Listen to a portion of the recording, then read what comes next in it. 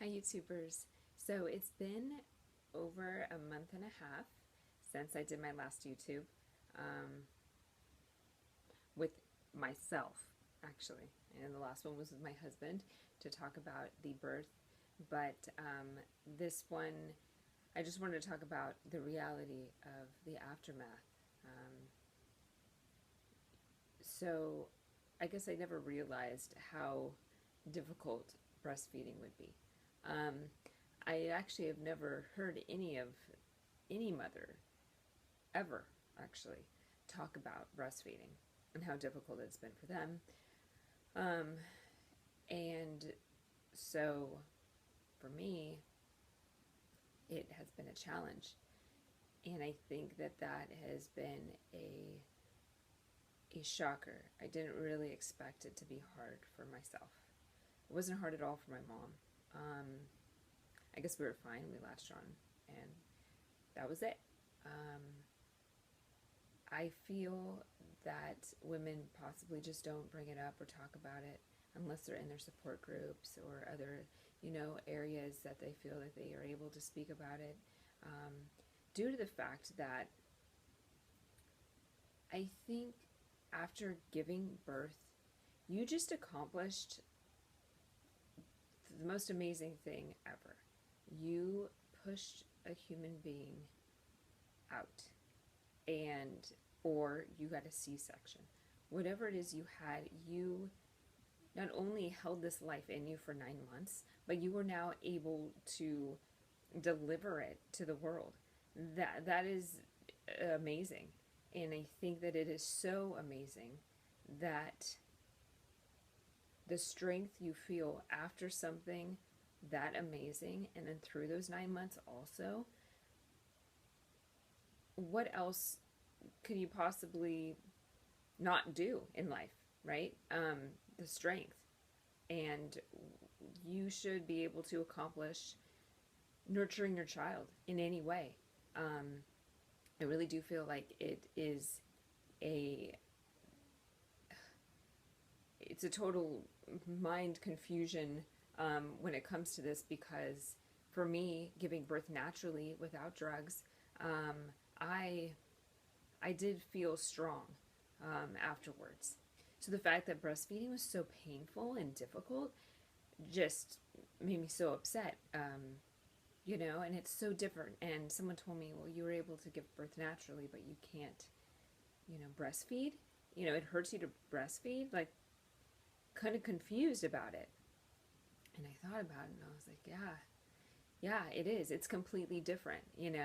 Um, Giving birth, it comes out and you're good. You have to heal, but you're good. This is a constant every however many hours. They're hungry. They want to eat. So, and it's a struggle. It's a learning curve, and it's a process, and they have to learn, and you have to learn. For us, Emery had a lip and tongue tie. We didn't know this. I put up something on Facebook. I was really getting frustrated. We used the syringe and donor milk in the very beginning. After I came home, my milk came in. We still had to use the syringe and donor milk, or not donor milk, just a syringe, and use it through the shield. My nipples did not protrude. They did not invert either. They weren't long. So for us, it was a little harder to um, get him to latch correctly. We went to a support group through Sharp. They got him to latch without anything, without the shield, without donor, or without the syringe. And it was amazing. I was really excited. We came home and happened a few more times, and then it just went back to normal. It was really upsetting. I was so excited, and it just made me feel so free. And then when that happened, I just went back to just being completely upset, totally saddened by the fact that I couldn't even give, you know, feed my child um, after I just gave birth and carried him for 9 months. Like, this is not right. We decided not to use the bottle. My husband didn't really want to introduce it. We heard things about not introducing it, introducing it. We didn't even do a pacifier. He's actually pretty good. He doesn't really scream unless he has to go potty or is hungry and things like that. So we just didn't introduce those things, and I was so upset. I was telling him I just don't know how much longer I'm going to be able to do this. I put a post up on Facebook. Um, Nicole, she is a speech therapist. She deals with lip and tongue ties. And so she reached out to me. I got a hold of her, and we talked about, what does he have a lip and tongue tie? Well, he did. We were fortunate enough to speak to Dr. Najme Hannenbosch, and she is with Little Star Pediatric Dentistry up in Solana Beach. And she has practiced under a renowned lip and tongue tie doctors in New York, and she has practiced under these doctors, and she is by far one of the best ones out there, which was great to have this connection to her. I got a hold of them. I went up there, and they did a consult, and yes, he had a lip and tongue, so they cut them both. It was a month later, doing stretches and stuff, and healed well. In the meantime, I just used the shield. I talked to a lactation specialist. She told me to use the shield until your nipple protrudes out, and then pull it off, and then have him just suck on you. So I did that, and it was okay, but there was like a part where it was just scraping. It felt like a nail file. And so I talked to the lactation specialist again, and she suggested chirotherapy, body work on the inside of his mouth, possibly his body. I was really against it. I looked at what the signs were for the child to have this, and I was against it, and I said, no, my child does not have this. You know what? And then I just was like, forget it. Maybe we should just go. We went. He does have some tightening in his mouth, like tissue tightening. I got to talk to the doctor over the phone. She's actually a chirotherapist, and her name is Susan. She is with Everyday Miracles Happen, and she's in Rancho Santa Fe. So we went there, and she did detect tightening of tissue. The alignment was a little off from being in the womb in a certain position, and so to start stretching out his body so that his neck, he's better at one side than the other, and that could frustrate him or actually make his latch different and suck wrong. So we ended up going with her. It was a good appointment. We ended up buying 6 sessions. He had a last session last Friday, his first of the 6, and it went well. Again, it's so hard to know. They're like sitting there with them doing things, and you don't even understand what they're really doing. It's like they could be doing nothing, and you would never know. So I would still use the shield, still in pain. So frustrating. We did introduce the bottle within the first 3.5 weeks of him being here, and we only did that, introduced it once an evening, in the evening, so that we could, he could use the bottle, I can pump, and then I would just, store more milk. So as of right now, we still do that. We still only use the bottle once a day. And then again, it is in the evening, unless we're going out, and then we bring a bottle with us.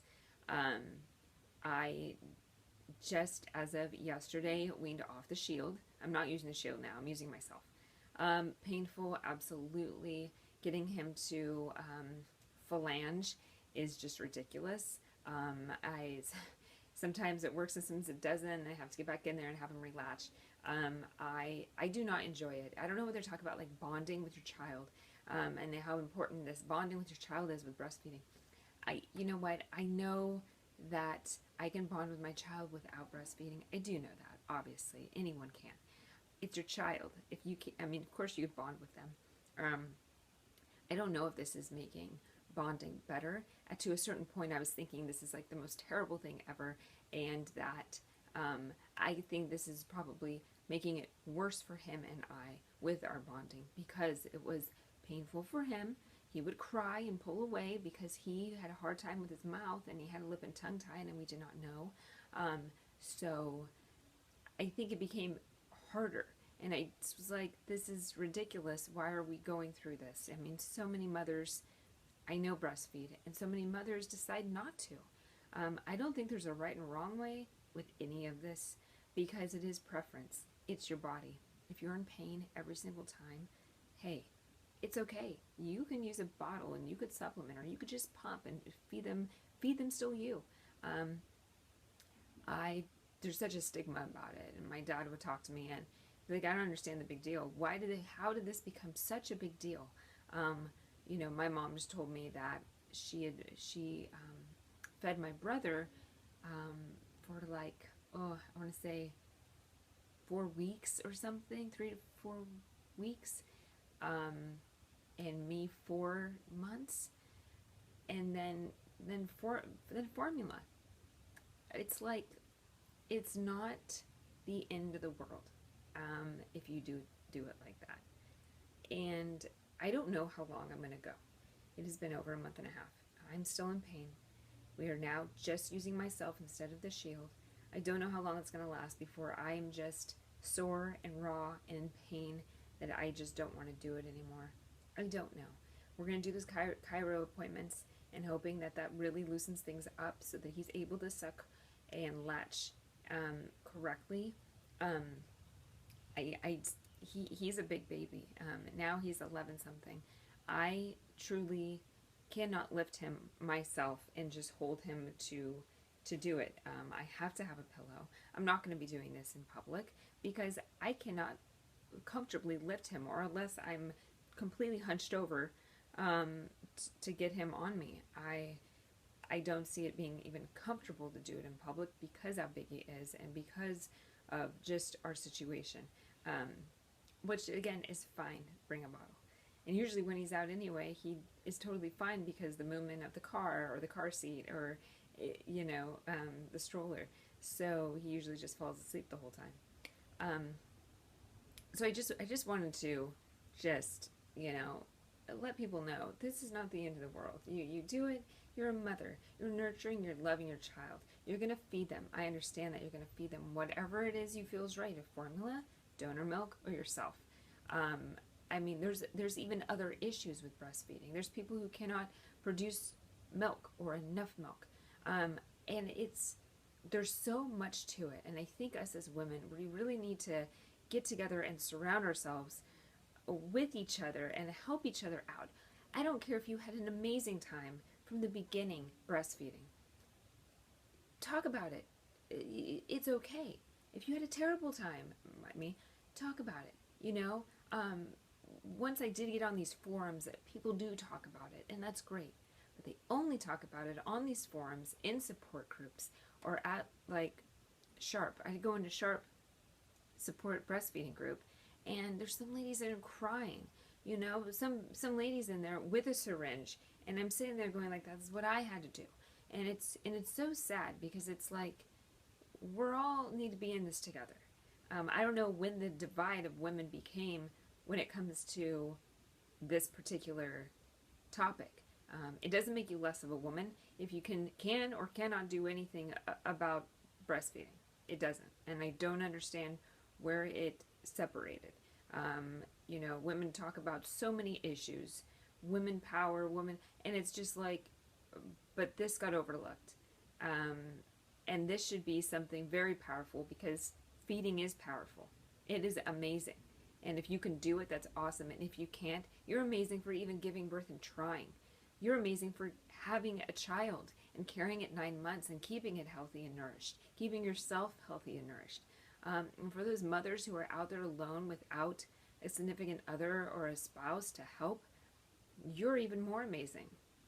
It is literally a very difficult thing, and it can be. And it does take two to make it work, to me at least. I could not do this alone. If something happened to my husband, I would have to, but it would be the most challenging, hardest thing of my life. But it's great, and it's wonderful, and you have